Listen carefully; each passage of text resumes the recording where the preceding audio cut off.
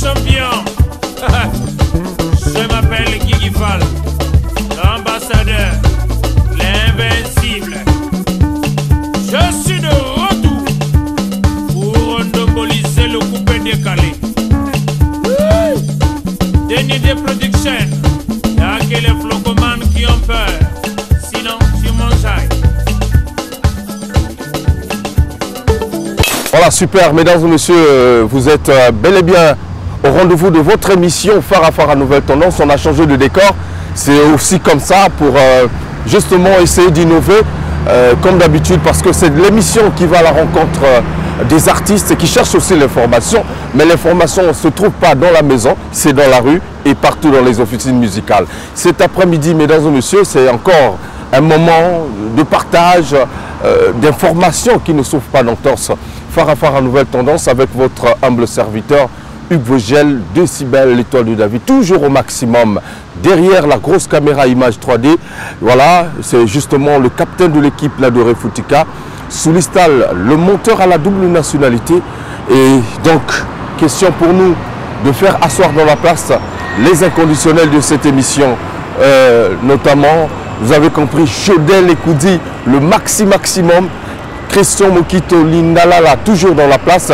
Et pourquoi pas, en tout cas, mesdames et messieurs, faire asseoir également Guy Michaud, l'araignée noire. Le week-end dernier, permettez, Brazzaville était dans la transe des concerts. En tout cas, partout ça vibrait.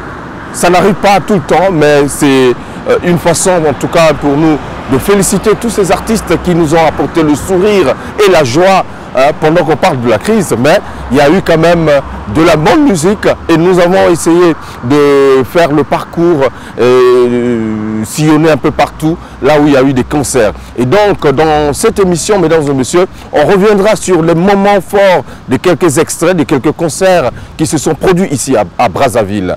Mais également les informations ne manqueront pas. Il y aura également notre invité qui va nous accompagner dans cette analyse du week-end dernier et pourquoi pas aussi projeter la semaine qui commence déjà, donc demain. Alors, avant, mesdames et messieurs, de recevoir ou du moins d'accueillir dans cette émission l'invité qui n'est autre que Gaylor OCT et Bongakaka, monsieur Nyamazamba, monsieur Jésus Nacroix. Et c'est comme ça qu'on l'appelle, en tout cas, qui viendra justement commenter l'analyse. On va faire le débriefing, voilà, je vais trouver le mot, le débriefing et le décryptage pour parler, paraphraser nos amis du sport. Voilà, donc avec lui, on va essayer d'analyser la situation actuelle, la musique, comment est-ce qu'elle se comporte, est-ce que ça marche, puisqu'il revient de Kinshasa, cette petite expérience qu'il a vécue là-bas, est-ce que c'est la même chose ici à Brazzaville? Alors, avant de recevoir, comme je l'ai dit, dans cette émission, Gaylor OCT, mesdames et messieurs, je vais vous proposer un garçon. Il vient pour la toute première fois dans cette émission et il rentre aussi par la grande porte. Il nous a gratifié d'un clip Fidélité Yampiaka. C'est lui qu'on appelle Mister Mystère, Mystique Mystère. Voilà, c'est un garçon que vous allez découvrir. Écoutez la profondeur de son texte, ses mélodies. Peut-être que ça va vous captiver, pourquoi pas. Alors, donc, on regarde Mystique Mystère dans Fidélité Yampiaka et on se retrouve tout à l'heure. Fan, il y a Phare à Phare, il y a Vogel Décibel. Phare à Phare, meilleure émission que les émissions tout. Respectez l'artiste mystique mystère que je suis, l'artiste du millénaire, la valeur ajoutée de la musique congolaise. Hein? Un roga missile, suprême lampadaire, loco ti rupture na masolo politique. Vedinga nazo kumbela ngosko na ndenga love mibali ebele bakoma fidèle par contrainte. Pour ça meka libanda kasi défaut de financement azali obligé à ça l'ensemble kosala fidèle. Joka un infidèle professionnel Chris Kono Choko Oya Bilombo Amour Ozoyoka Fidélité ya mobali yazalaka soki akomi na mbongo oya mwasi yazalaka soki mpiaka ekoti ndako yeyebana nango ntango azalaki na mbongo ntango azalaki na fonction bolingo azalaki osopa de gauche à droite yazolanga bambanda na bakartier nyonso twabraza mbamvi na ngai ezalaki néglige mbaposa na ngai ezalaki toujours en attente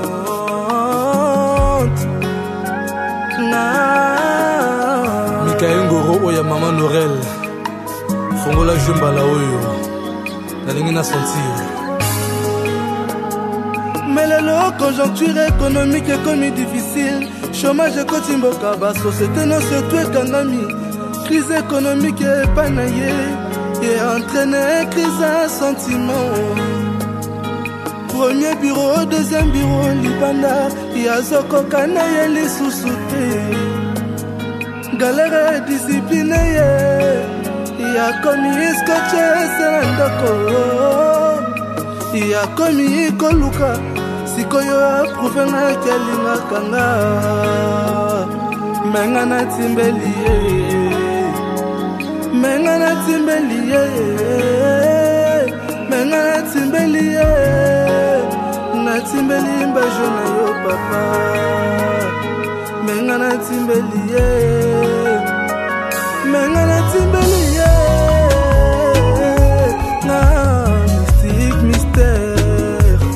Chris Mawangu tango mbongo yazalaka courant ya bolingo ekatanaka apekisaka nga lamu na ye na tango apasi ye wana pene nanga po aprouvenga ke yalingaka nga fidélité na ezali se ya mpiaka Carmelo Gerti fidélité na ezali se ya mpiaka na tango ya bomengo ya bakisaka ngai na tango ya bona baneglijaka ngai ye fidélité na ezali se ya mpiaka fidélité na ezali se ya mpiaka Ao Bambe Mbongo Julien le subliminal guichet automatique oya mama Tostel vraiment mibale lelo bazoka musanga tango azosala priorité na ese na libanda kwa ba premier bureau na ba deuxième bureau basepelaka mère apale veut dire aza négligé. Mais tant au chômage technique et côté, il y a un scotché na palais. Bassin koma kosorola, le pango koma kokombola. Même bakoucha moi na koma kosorola. Fidélité en piaka papa. Et si na timbeli ba jeune nao. Hein? Na sepeli kaka pour crise économique vraiment. Ils ont ici baibali benen na droiture. Fidélité obligée. Arcel Jamana si Sabidimbo. Le créateur et propulseur des artistes congolais. Tango bongo yazalaka kura bolingo ekatanaka yapekisaka nga lamu na ye na tango apasi ye wana pene nanga po aprouvenga ke alingaka nga fidélité na ezali se ya mpiaka fidélité na ezali se ya mpiaka na tango ya bomengo ya bwakisaka ngai na tango ya bomengo ya neglijaka ngai fidélité na ezali se ya mpiaka fidélité na ezali se ya mpiaka.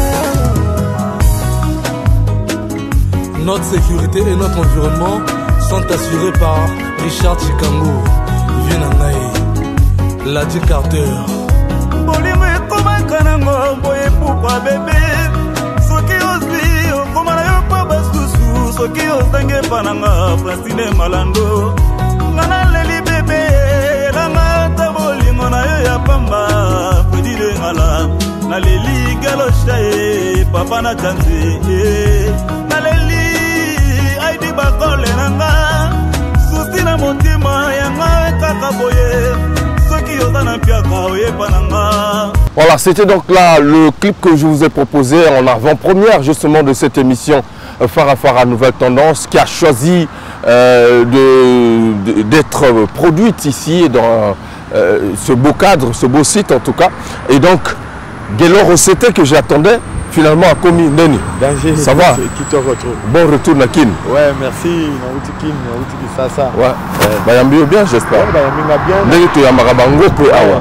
On a 5 jours. Ouais. Naouti Koyeba comment ça se passe. Ndenge ni ba clipper les kaka. Parce que biloko goya ko itoki chiko sala ndenge ya ramuke mukete. Ouais. Photo que ça degré à promotion. Donc on a fallu pour qu'il y ait ça, comment ça se passe. Pour un niveau il y a la régie, pour un clip, il y a des journalistes. Donc vraiment c'est bon, on a quand même si nouveauté qu'il y a ça. Ah bon, donc tout ça les 4 cités quoi finalement. Non, ah est-ce que 4 parce que on a outil depuis 11 bêta Banyamazamba donc on a succès. Il y a vraiment côté là fallait que on a kende parce que senga bato ba devi pour na ba clipper les gars na Kisasa. D'accord. Ba senga nga bambongo moko boui. Vraiment nga moko il fallait na kene ko vivre ango. Na vivre ango donc je pense nzela ya Kisasa déjà si on a eu là ça la même agence ça va clipper les gars na salle parce que na sina yebi comment ça se passe. Ah d'accord. Ouais. C'est très bien. Tango komi ba yambi le rôle artiste. Ouais, ba yambi le rôle artiste. Comme touriste. Non pas touriste. Parce que je suis artiste, je suis artiste à mon qui était une projet de seconde. Je suis mission mon parce que je dois me la bête à la maison, la maison les chocs. Les chocs, ils ont d'abord orchestre, on a bien, mais tout le monde a gagné. Mais il y a grand chanteur. Tu vois, je dois battre de ce Pika. Au moins, on a bandit du Cameroun depuis 2012. Oui, faire le sens, c'est Bima. Mingi Tobini, ça ne fait le sens, pas discuter. Bungana, il tire la président Ouattara, c'est moi. Ouais. C'est très bien, mesdames et messieurs, pour vous dire que en fait c'est des informations en rappel dans cette émission Phare à Phare à Nouvelle Tendance, mais entre temps j'ai pas oublié, Guélor est avec nous jusqu'à la fin de cette émission. Alors, le week-end dernier, Brazzaville était en feu, musicalement parlant. Voilà. Il y a eu des concerts un peu partout. Notamment à Bakongo où cet autosar le guide nous a livré un concert magnifique à la détente. De l'autre côté, nous avons eu également Kamuzika qui était au diplomate. En tout cas, félicitations pour ce grand concert magnifique. Et je n'oublie pas à Aneto où Kevin Mwandembinga a séduit une fois de plus son grand public à la clôture de la kermesse. Mais Trésor vous l'a été de l'autre côté de Christie Hotel. Quelques extraits de ce concert. On va commencer par le concert de cet autosar au diplomate, mesdames et messieurs. Question pour moi de saluer en passant la main puissante de Dimi Abdallah au maximum. On regarde un extrait du concert de Seto et on se retrouve avec Guélor Oseté. Fan, il y a Phare à Phare, il y a Vosgien Décibel. Nazolo Banabino, Botalaka Phare à Phare. Meilleure émission que les émissions tout. Weluke Cesarenga bika mwana meluke. Weluke Cesarenga bika mwana meluke. Tarenga jo apesange kila ya menda. Meluke. Mela mikina mela masangate. Meluke. Nga pema katanga kamona pere boma. Meluke. Mosusu nazwa motakana mboke bilinku. Meluke. Mosusu shoshe banda pesanga yi. Meluke. Juli maso botoli musicien mituka pepe kala hein balobi nini tozoya kakoto wana malamu te nazongela ngo nazongela aïe aïe aïe Jilioko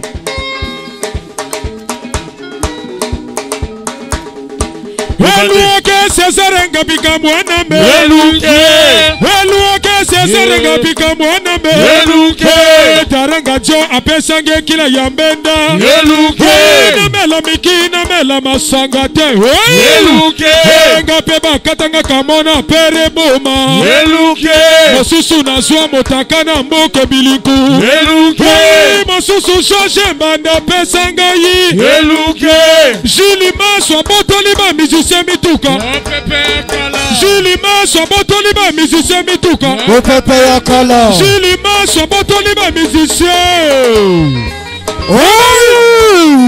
Yocho Nicolo Tiono c'est Tiono Wabashari baliga kabi bali baka baga. Ah, balela mi bali baka baga. Sege kabite, woko saga bile gina yo. Sege opesi te woko saga basatima. Je vois le gars méga fabo peinture yede ya kabaga. Tokenago. Yo zelaye. Ah, balela mi bale. Wabashari baliga kabi bali baka baga. Sege kabite, kewe kosanga bile gina yo. Sege opesi te woko sanga basatima. Risanti tolongi nzela lodi yende ya kabaga. Kabi kabali dara. Hey, tokenago.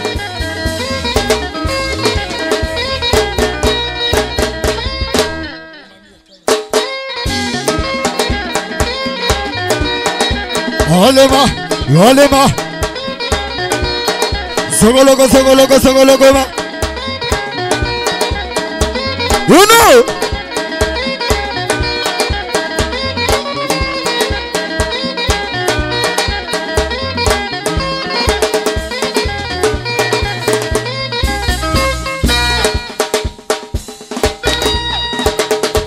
C'est tout.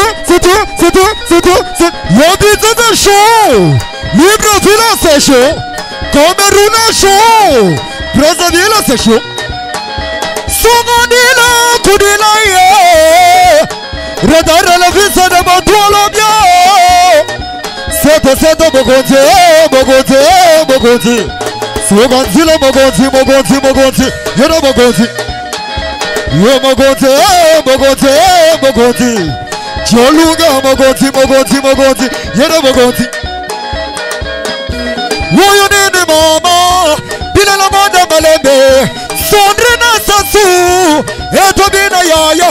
Olivier tumu. Olivier tumu. Tumulize. Woyo nene maso, bila la manda malembe. Sondrina sasu, eto bina yaya. Olivier tumu. Tumulize.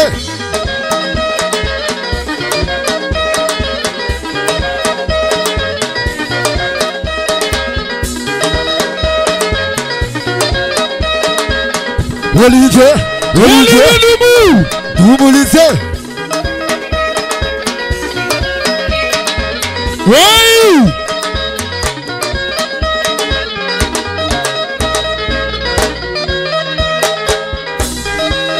Yago, Yekoti, Yebimi, Olivier Tumulize. Woyo nene maso, bina la manda malebe. Kaito kota, yeto bina yaya. Olivier Tumulize. DJ Sira Lobie, Woya Tumuluso.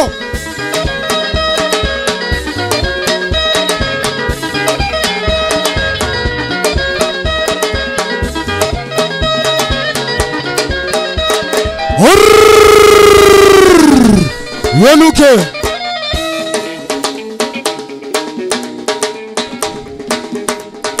On connaît pas demandé. Oui. Toleki. Yeluke. Ouais. Yeluke yangoyo. Yeluke. Ouais. Basa kitoko banke kotala taranga dio. Yeluke. Bamela biloko bakere na Chine na Dubai. Yeluke. Yango zolunga mokonzi. Basi anduma bakomi koke na taranga dio. Yeluke. Bamela biloko bakere na Chine na Dubai. Yeluke. Lerusi bare songo ya Wilson. Yeluke. Shirake mbemba mete lo panya champion lori. Yeluke. Freddy Colby Mologoso Julien Oko. Yeluke.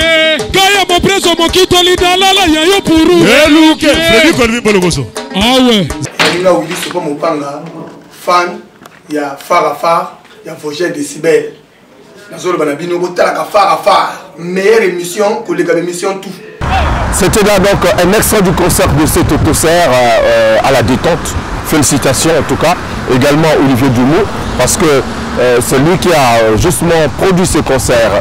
Alors, Guélor, c'est vrai que ma clip est c'est vrai, ma concept est allé, mais on a l'impression que ça ne décolle pas, quoi. Bon, tu vois, net une caméra aujourd'hui va décoller. Aujourd'hui, il y a des solutions. Instrument écouté, oui, mais non, on m'a instrument écouté. Mais charisme, il y a des artistes passés dans un orchestre, mais dans un groupe d'accompagnement. D'accord. Groupe d'accompagnement, bah master toujours bossé, bah même quand on a charisme, on a net, tout le monde a un karaoké, hein, bah njemba bateau, bah virer moi 100 francs la canette, c'est bien. Sans fric aux gens à la cagnotte, mais tu causes à la musique à Congo comme à la charisme et l'eau qu'on a. Hein, tu bien à Maïcha. D'accord. Hein, bah vieillerie, tu peux bien à l'angote, nalingi au bengi artiste. Gélor, à ta même nganda, mais au footing laï, à ta mingité. Bah minga to beti, bah artiste, bah se retrouver moi mouké. Donc on a calé, bah concert à Pambala. Parce que là, on a constaté que la plupart, le cas, bah concert, ils ont les cas, à Brazzaville et Belé. Mais il y a plus la vieillerie, hein. Et qu'est-ce qui fait ça? Pourquoi vous avez répertoire les amoqués ou vous avez convaincre le public dans la chanson de la musique? Il y a des artistes qui sont talentueux ou la bandine bébima, mais la vieillerie, tu peux se rendre autorité. Il y a style où il faut le roland. Style où il y a trop, il y a ma baie. Tu sais qu'on a la sous-congrès sur l'orchestre, comme il y a un karaoké. Et on a un boumaka molimoana. Matériel c'est bien beau. Mais instrument les a été pour la neige, on a tiré on a petit cabanjebanga, on a bandité la fin, non. On a besoin de Yamazamba live, on a besoin de Josué Nakwa, Cœur de Lion, Barumba, tu vois. Donc on a décidé, toujours Lucas site où il est au bêta. Mais groupe anglais et que la bilo tout il y a biso moko masanga ya biso ba congélateur il y a biso ceux qui te jouent donc condition quand il y a groupe parce que ceux qui yi ko beta na nganda moto na ko bénéficier ba sombi 15 casier ni ba meli mais cagnotte ba ti chaba musicien zo koya tu vois d'accord on a donc nazo de décision pour la marambo na tout vraiment ba stratégie ça bien mais le mingi nazo beta c'était na produit parce que na la beta album live ou ba ba monité d'accord la beta ka ba titre moko. Alors, ce qu'on a décidé, il y a 5 titres.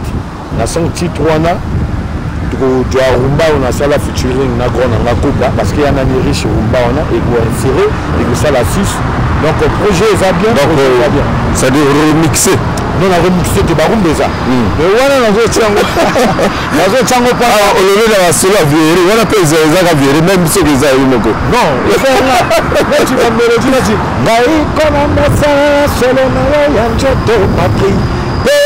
ma chance. On m'a dit, la mélodie, on a. La petite qui est à beauté, mais ça l'envoie qui moins. Très bien. Alors, donc, c'est un peu ça. Et puis, bah, tu nous as dérangé là, qui est ça, bah, tout pas bien, nous avons que Trace Afrique à thé. Trace Afrique est zangaté. Et ça, là, bah, tu nous as brassé, bah, du Trace Afrique à net, tu as parlé là-bas. Mais vous tout vos audios de la bateau. Mais c'est une chaîne comme tout autre. Moto tout a la possibilité que nous connaissons. Pourquoi vous avez dit que la licoura bateau vraiment? Non, il faut l'expliquer. Oui. Au moins Brazzaville. Brazzaville, ils ont un bateau. Ils ont contact avec un jeune bateau qui est la Trace Afrique. Parce que moi j'ai un grand frère qui est dans le bureau et à Trace Afrique à Paris. Il faut accorder à Brazza. Batango Sikoyo, et ko là-bas, balingi ko là-bas producteur. Il est fongo la PG, ba calé jeu. Et ko la télé Congo ils a DRTV ça. J'ai pas de choix. Hein, la Trace Afrique, c'est pas moi. Mbongo les allés à retirer en jeu. Lorsqu'on a eu chez Londres, on dit à monsieur l'ambassadeur, il y a besoin de Trace Afrique, Mbongo, ton ni ton retirer. Mais c'est pas nous. Hein? Et ça, bazo calé. Nga sina kena chez tonton Moro Boutoukou le bana comboté to sola pour na mamba Trace. Abina non Trace basi balongola batongo ya ba congolais un certain monsieur Kosité ba comboté to Mangambo awa un bloquant ngaka mais na ba bazo développer bazo vivre ba yebi que Masolo, le lobby. Oui, Masolo, donc. Son excellence, monsieur l'ambassadeur. Oui. Mais pourtant, comme Mango Kaka, directement. Non, il y a un musicien. aninga ne pe ndule te nga mona commission na ndule Voilà. siko na koyi ko meme projet D'accord. mais projet on a qui prêt pour na écota trace mais bateau Donc yo on laisse quand même bateau mususu. oui j'ai pas de choix na le bon le clip ezo écota trace to tin internet na ndenge tout OK na Facebook na ba YouTube to tinji na ndenge tout ba vu total batali ba vu mais kale akaka parce que y en a bateau mususu bateau bazo calé ba pe na ba produit awa mais ba produit na bango pe et qui est tracé ça pe le côté. Tu vois, il y a un gars Miss Tali télé, mais na ba boîte on a Brazzaville, ça va pas. Na qui ça na continue ba boîte, na yo ki batoté. Hein? Na yo ki nga passer na pesa qui sont. Hein? Lui tomber tania mazamba, DJ qui ça Charlie Balaka to binna net na film. Tu vois? Très donc, bien. Alors, on est là, on travaille. Alors, c'est l'occasion, mesdames et messieurs, de vous proposer Jésus na croix. Mais pour nous, Jésus na croix, Nyamazamba ça. Bon, bon, alors, bisotou na likolo, mais ça, comme ils ont déjà midi awa, Tolia Kaka. Alors, Nyamazamba, Geloro c'était. Là où il dit, c'est comme au Panga, fan, il y a Farafar, il y a Vogel Décibel. Dans le Banabino, il y a Farafar, meilleure émission que les gars d'émission tout. Lokolanga Geloro c'était dans sa présent, ouais, choix exaté, no choice. À chacun son style. Ça c'est la 4ème puissance. DJ Cyr le nationaliste, DJ Socrate, DJ TV5, DJ Gatouze, DJ Rel apportant la belle, DJ Alix le premier.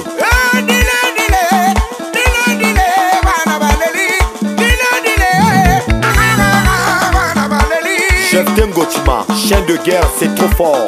Mesmer Aboni.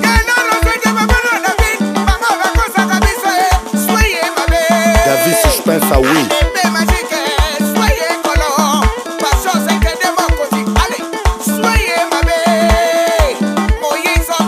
Didi Pina Silas na Paris. Claire Akonga le chancelier. Sergi Baka NBA. PDG Willy et Toka Maboko Pembe. Le Turbo Gili Gilai.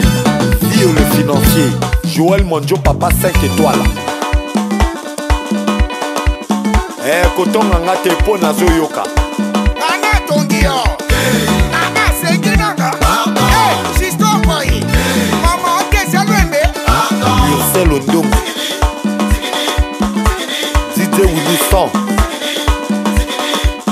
Moreno Kupana Tongio. Ana Seginanga. Moreno Nisa Priso Kale. Ana Seginanga.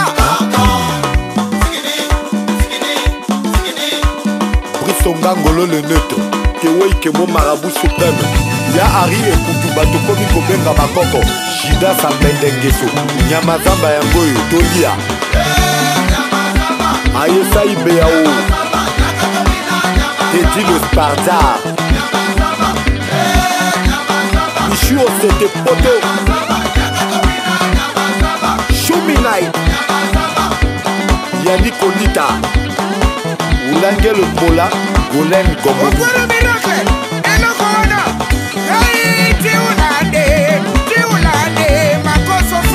Jonathan et Sacha Namananga. Yaji Ngondo.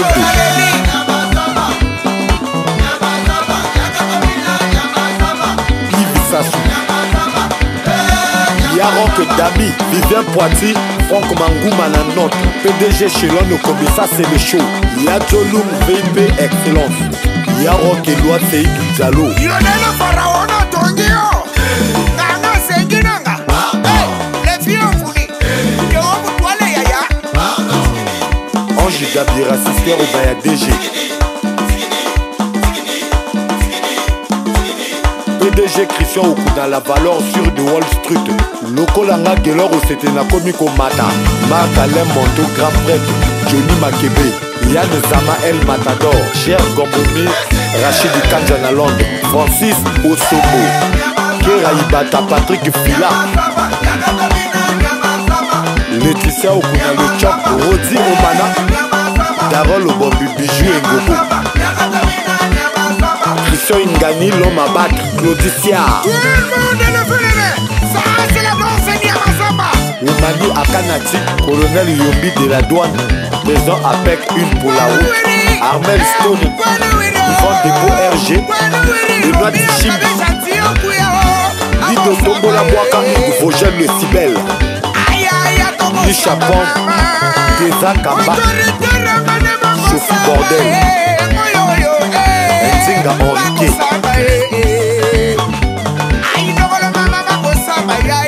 Monsieur, chers téléspectateurs, c'était là donc le clip Nyamazamba avec Gaylor au CTF en tout cas. Et ça, on a moto toujours. Ouais, vraiment, côté au moins Nyamazamba, on a monnaie Kende. Et ça, je suis à 5 ans d'icolo. D'accord. Ata moto a remis sa danse na Congo, na album na yo. Au côté de niveau Nyamazamba. Parce que Congolais, nous avons dit niveau Nyamazamba, c'était trop fort. Pourquoi Nyamazamba, na sala ango. Qui n'a pas esprit moral à réfléchir, pour vraiment il y a trop fort.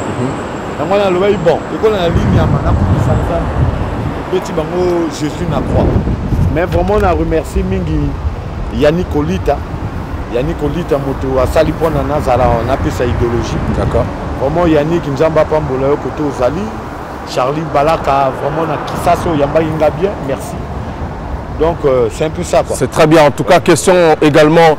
Le dimanche Lelo, Toli à Bouillon, chez Tendresse Olona, à Mikalou, rue Bazandunga, voilà, c'est là-bas, dans Euraboye, Talarara, Soulistal, et vous ça là bien. Alors, Gaylor, concert, concert et salami, peut-être comme Ozaki absent, Kevin Brandé, à Betaki chez Naa Aneto. Je pense que c'est l'occasion, mesdames et messieurs, de vous proposer un extrait de ce concert parce que le Métatron prépare. Alors, présent Kevin, félicitations. Voilà, il prépare donc son album 312 métaphysiques, un pur régal, de belles mélodies. Je vous assure que c'était fantastique. D'ailleurs, vous qui regardez régulièrement cette émission, vous avez suivi la dernière fois. Nous sommes allés au studio, on a écouté les premiers sons de cet album, magnifique. Mais retrouver une fois de plus Kevin Mwande Minga leader sur scène et c'était magnifique. Image. Fan, il y a Farafar, il y a Vosgien Décibel. Nazolo Banabino, Botalaka Farafar, meilleure émission que les émissions tout.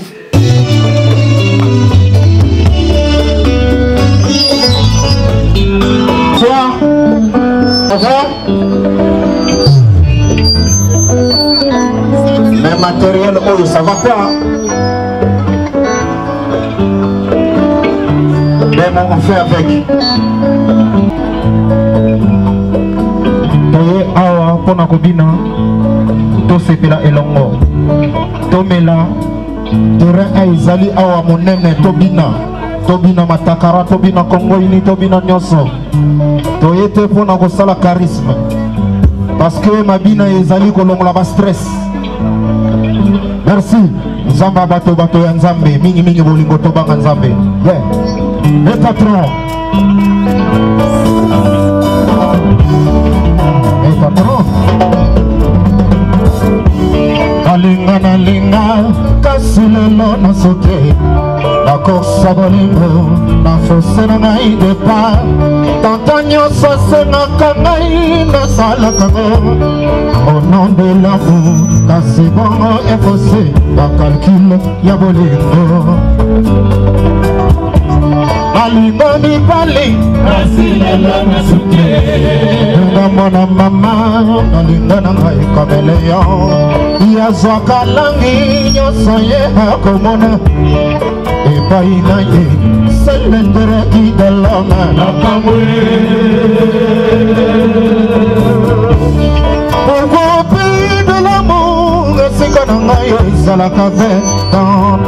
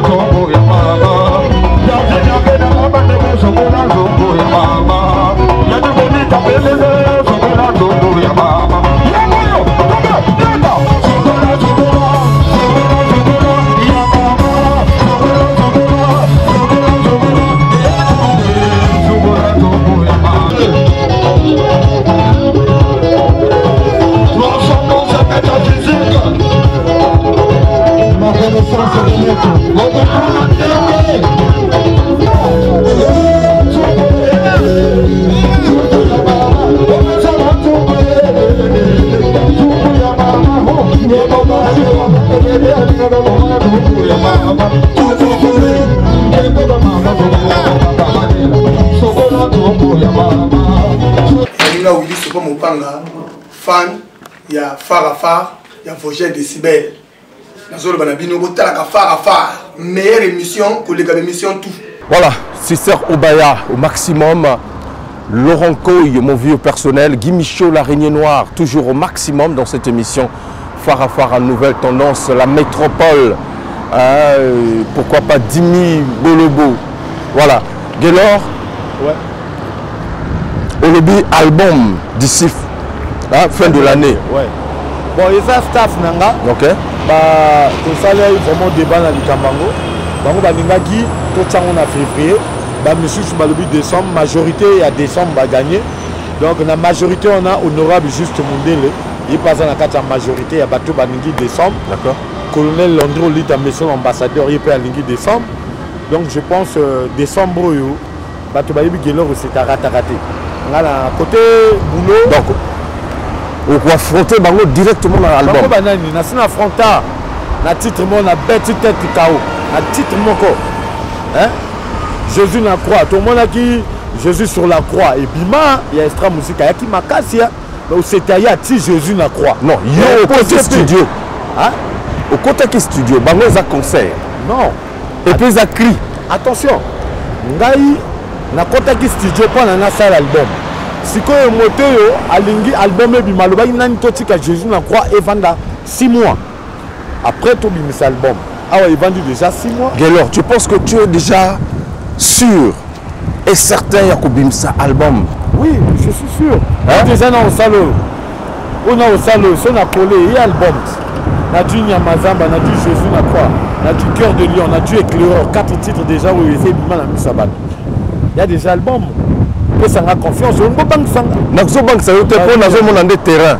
Nazo mon andé où les oya. Terrain lemba. Terrain makamba kala. Les lots échangent. Bah album les oya. Makambe change. On peut pas noter du tout mawana. Yo makambe change.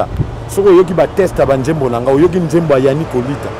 Très fort. Njembo wana fort. Ce yoki njembo ya venanga Christian Moukela. Gaylor, ozo sala mbanga na minute vraiment.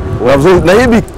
Mais yo mo na sa mutema yo ke na okokoka bitumbango te. Oh, nakoka na nini yo ozolo baka na nini. Bimisaka ba single na yo. Non. Mais ko oser album. Non, laisse ça. Alobi na yo, attends, na minute yo. Ouais. Dimension na yo comme wapi. Ozo yekola. Oza toujours élève. Donc comme élève ndeni. Maintenant générique on a quand à bord et du mot. Élève à bête mettre coup de tête. Donc, un élève, mais maître a rejoint coup de tête, moko. La représentation au Gagat. Qui a représenté. Mais tu es là, on y a Mazamba. Banani Baza. Bon, maître, non, maître, il y a qui entraînement de jeu. À l'accent, va prise après jour, on a 5 combats. Petit. Avec moi, oui, l'accent, on a un mécanisme, on a un mécanisme, Tilelo, Jésus n'a croix ni à Mazamba. Mais, dans le but, ou bangelo côté produit non yonga na kututé pas na Congo Brazza ba yebi qui est Gaylor c'était na beta ka clip il est compassion de clip la nani na sala ka qualité mystique et puis test banjembo côté on a kolobate générique kolobate donc on a réussi pas na Brazza ba bangelo côté voilà ba mais la champagne pour ça les amis. Et ça pour ça, c'est l'album très attendu aussi de l'autre côté de Trésor Mvula Ibeson, le drapeau congolais, en tout cas qui nous a électrisé. C'était le dimanche dernier à Christie Hotel. D'ailleurs, pour les inconditionnels de cette émission, retenez que tous les samedis, Trésor Mvula sera à Christie Hotel pour vous masser les cœurs. Voici un extrait que je vous propose. C'était juste avant-hier, donc le dimanche dernier, à Christie Hotel, et l'Adoré Foutika était de la partie. Yaninga Willy Sopo Mopanga, fan, il y a Farafar, il y a Vosgien Décibel. Nazolo Banabino, Botalaka Farafar, meilleure émission que les émissions tout. C'est bon. Richard Solo, c'est en rapport avec moi. Pour la Moussamini, ici, quand vous allez tellement. Pierrot Naïma et Amachela, Toto.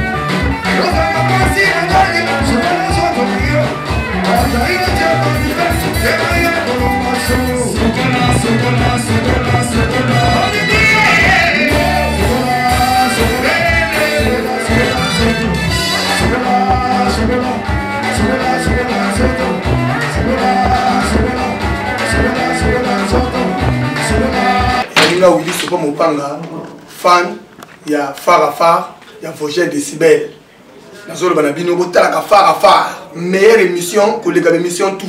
C'était là le concert de Trésor Mvula, en tout cas à Christie Hotel. C'était magnifique d'ailleurs, vous avez compris, des belles images, de la bonne musique. C'est ce qu'on veut de la musique congolaise.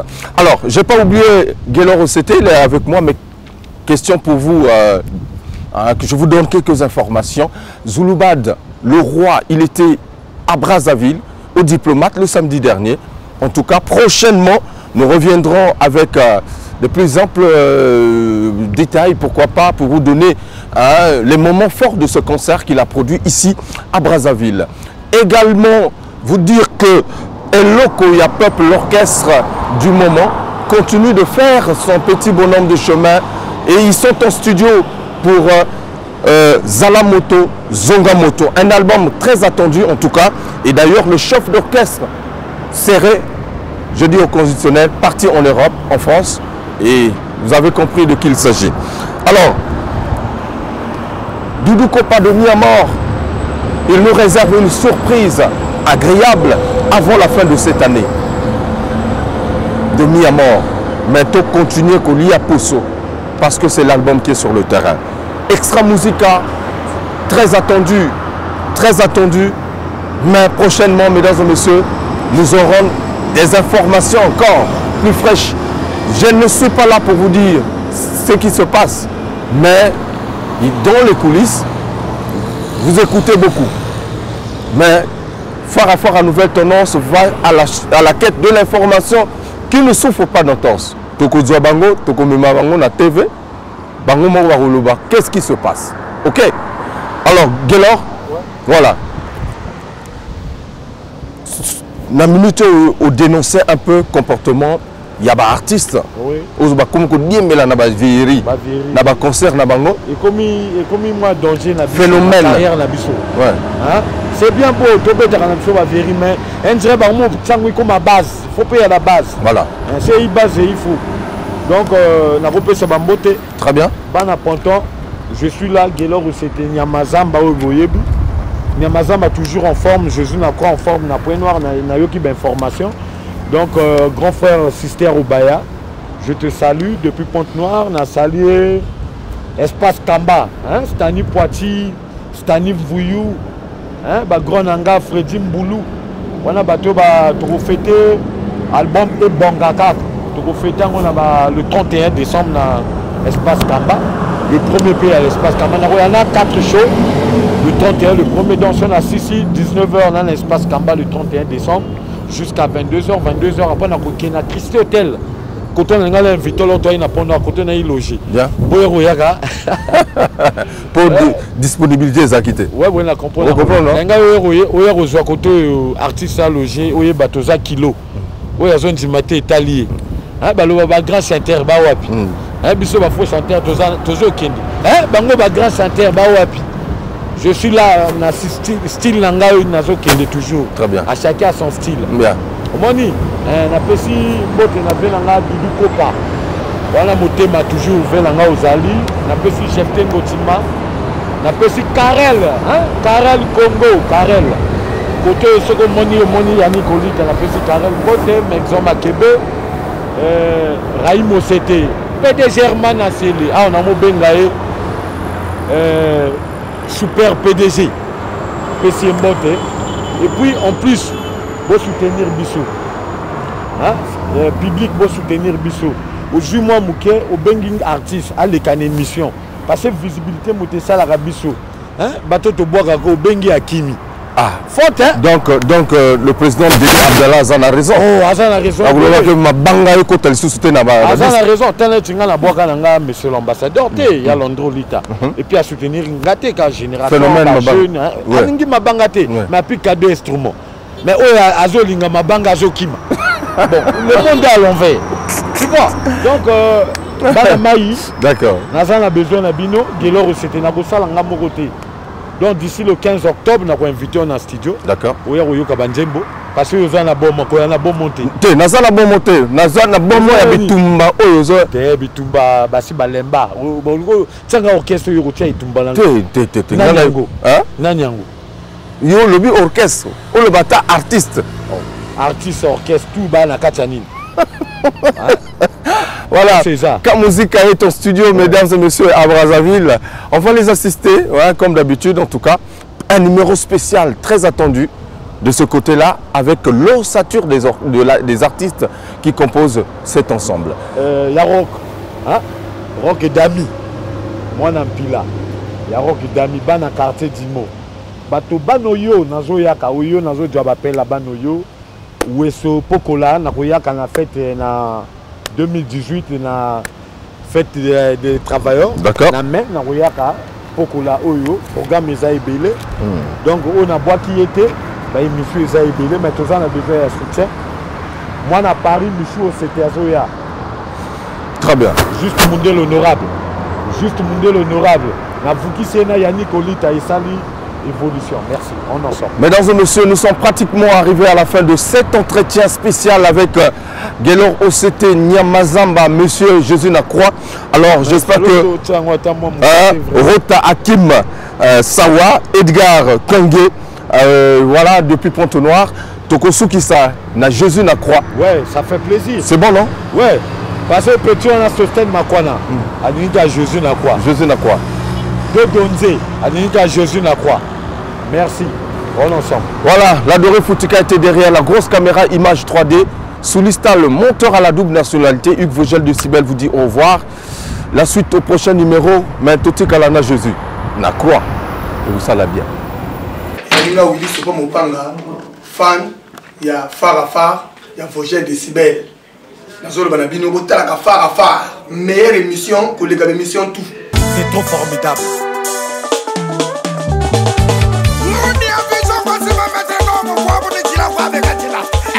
Milo Rosso.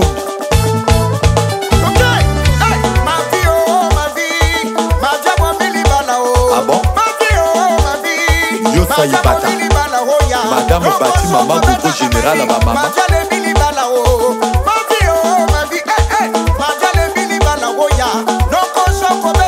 Prince Timba, grand prêtre. Yaro Kotami. Nexon Makebe. Didier Socrate, Didier Arif. Didier Pina Silas. Serge toi photo la plus du Sumokoti.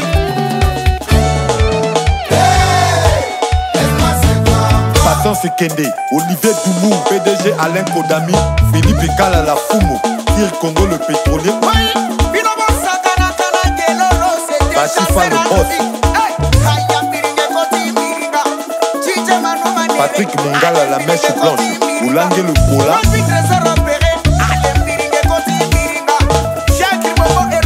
Romy Okabe, Kitanango, DG Sister Obaya. Marc Seul Empereur.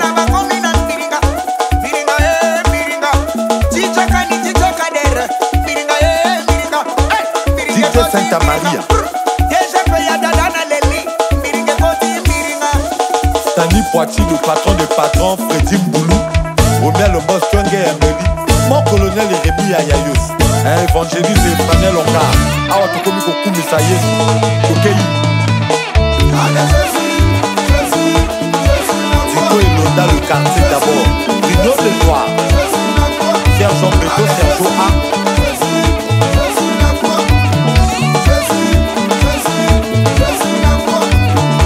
Médaille d'or. Fondatrice de Pélagie Kenny. Mère Moko Pamela Kenny. Déo Moutouali. Elie Abou de Sekesek. Vice Mariam Jawara Mbanta. Trésorière Césarine Ondongo. Yapembe. Stanim Vouyou.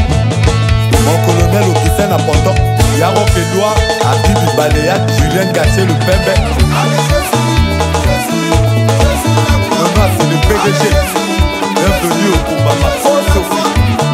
Le beau-frère charismatique et Thierry Gambolo, Moliko Date, Justin Boulou très fort. Lokola yaya komola tabilamba leki, Bondo Mana, et Bonga Kaka. Super PDG, il fallait pas qu'au kata. Accompagnement. DJ C le nationaliste. Appel masqué DJ. DJ Douglas Club 122. Belmar le Vola. Matata Imane. Hakim le Fondé.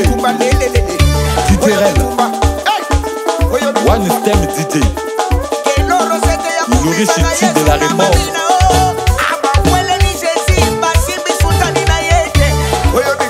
Louis Merlin de Beauvais. Michou au fait à Paris. Ganga Château Rouge chez Mère Tété. Sacré. Mamadou Maga. Zibo le bord le pétrolier. Les vieux en folie. Héroïque et beau marabout. Olympique de Mougani. Biso na biso. Chancel au camp. Raïm au Saint-Estève au Saint-Élève en frère.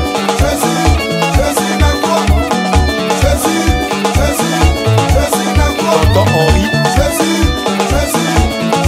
Maître Timbana Paris, Valence et Kasaki. J'espère achever. Patrick Fila. Nika Fila la conseillère. Et lors où c'était mouteuse ça la caca. De la tête de ma France, Bolola. Et Philippe, merci Francis Chombo.